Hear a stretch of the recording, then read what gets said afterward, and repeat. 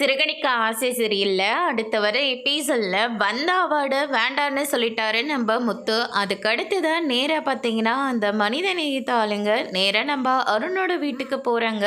ஒரு போலீஸ் ஆஃபீஸராக இருந்து அங்கே துடிச்சிட்டு இருக்கிற உயிரை காப்பாற்றாம அந்த இடிச்சிட்டு போனவனை தேடிட்டு போகிறீங்களே, இதுதான் போலீஸில் உங்களுக்கு கற்றுக் கொடுத்தாங்களா அப்படின்னு சொல்லிட்டு கேட்கவும், உடனே சீதா இருந்துட்டு இவர் பண்ணதில் என்ன தப்பு இருக்குன்னு சொல்லி இங்கே கேட்குறதுக்காக நீங்கள் இங்கே வந்திருக்கீங்க.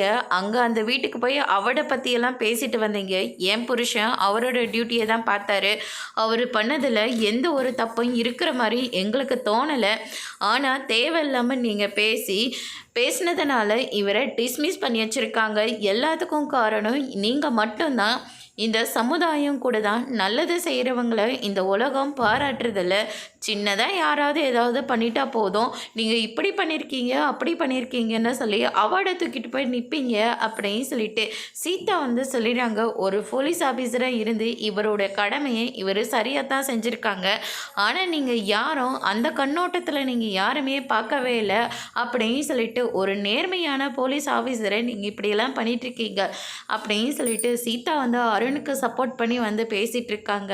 அருண் இப்படி இருக்காருன்னா அதுக்கு காரணம் நீங்களாக தான் இருக்கணும். ஏன்னா மனித நேயமே அவர்கிட்ட இல்லை அப்படின்ற மாதிரி சொல்லிடுறாங்க.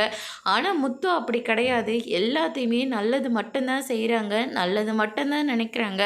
அவங்க பக்கம் உங்கள் ஒய்ஃப் அவர் என்ன பண்ணாலையும் நல்லது பண்ணால் கண்டிப்பாக அவங்க பாராட்ட செய்கிறாங்க. தப்புன்னு தெரிஞ்சால் தட்டி கேட்குறாங்க. ஆனால் நீங்கள் அப்படி இல்லை அப்படின்ற மாதிரி சொல்லிட்டு போயிடுறாங்க. அதோட முடிச்சு